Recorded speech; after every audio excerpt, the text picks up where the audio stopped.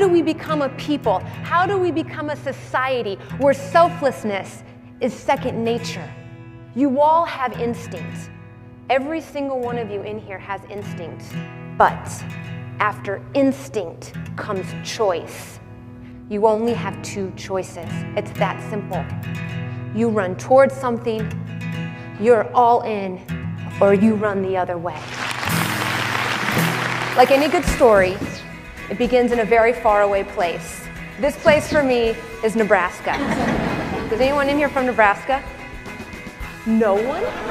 There's no one in here from Nebraska.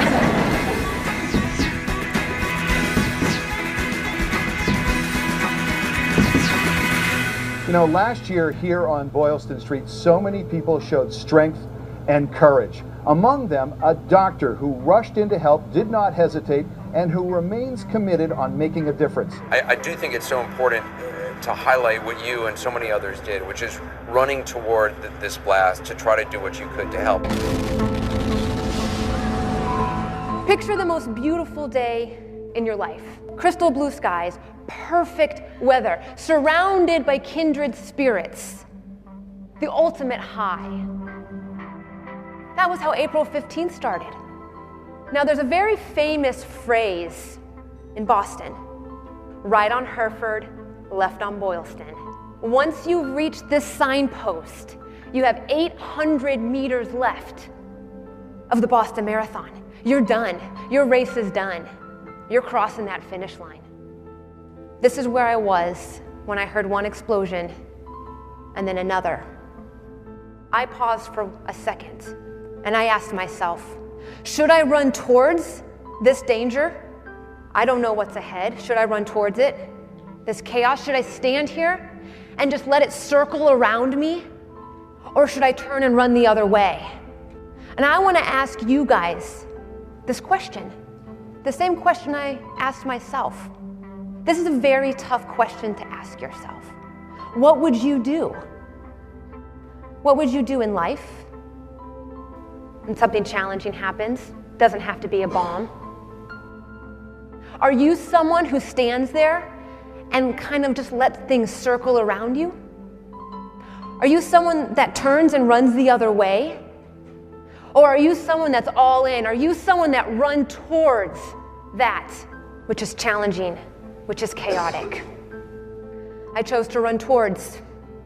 The final stretch of the race, you were exhausted, you heard the blast, and you knew you had to do something. They tried to stop us, and I leapt over the barricade. Police officers were yelling at me, "Stop, you must stop." And I kept going. I ran down this public alley. It paralleled Boylston Street. That public alley dumped me out at what is now known as bomb scene number 2. Now, I have been in the medical field for 15 years. I've seen trauma, I've seen death, I've seen pain, but I have never seen anything like I saw that day.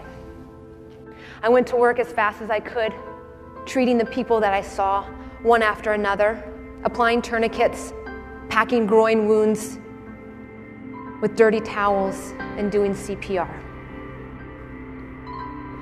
I treated 4 people that day, and 3 of them survived. I feel like in times like this, people come together and move forward, and I know I plan on running the marathon again next year. I wish I was in good enough shape just to run it. You could run it. No, I don't think I could run it. I you wish could I run could. it. I I'd like believe to in be you. part of it. We'll see. Maybe I'll try to train. An interview with the New York Times that night landed Natalie's name and story in the paper, triggering a flood of media interest and weeks of interviews, national appearances, and accolades. For Natalie, the enormity of the tragedy finally hit her when she saw the cover of a local magazine. It's Boston's Best. That was my face. It was that moment when I decided my life was going to change on a completely different trajectory. Have any of you in this crowd made decisions based on what others thought you could or couldn't do?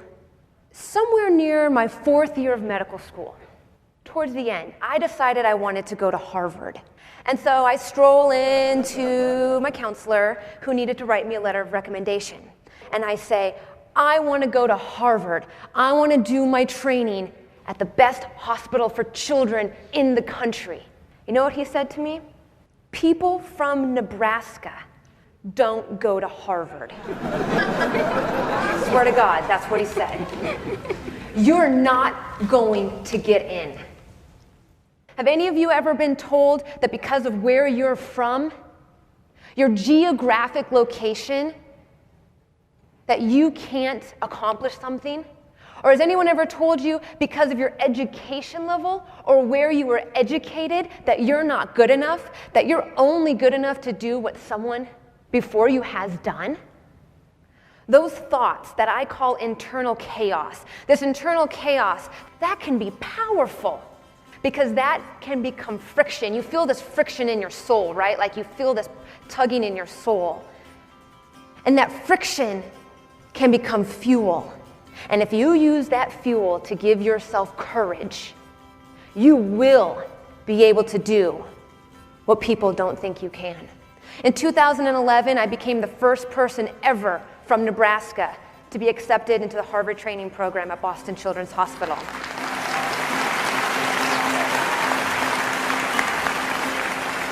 How do we become people who alleviate suffering, who look to our neighbors and help them, that always run towards? And I have really good news for you guys. It's actually in our genes.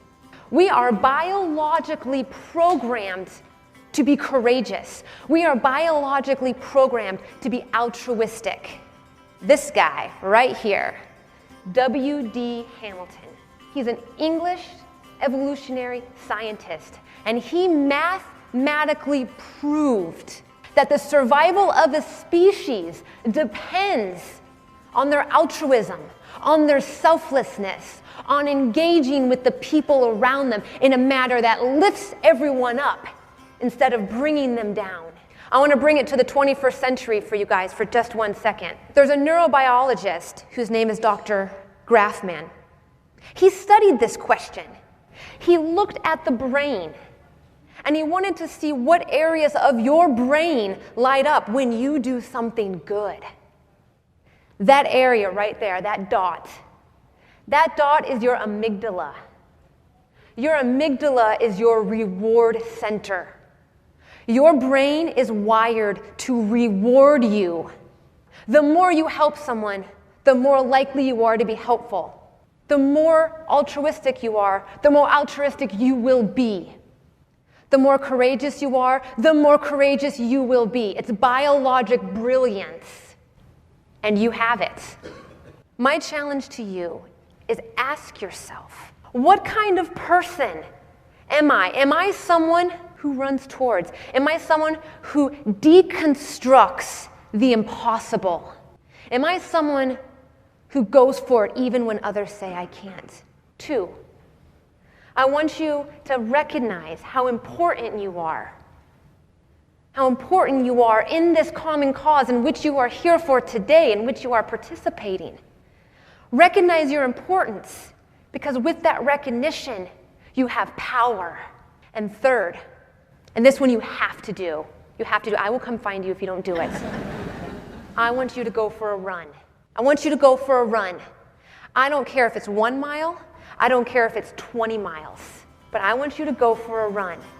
And after you've gone for that run, I want you to ask yourself those questions again. What kind of person am I? Because I bet your answer will be different. Thank you so much for your time.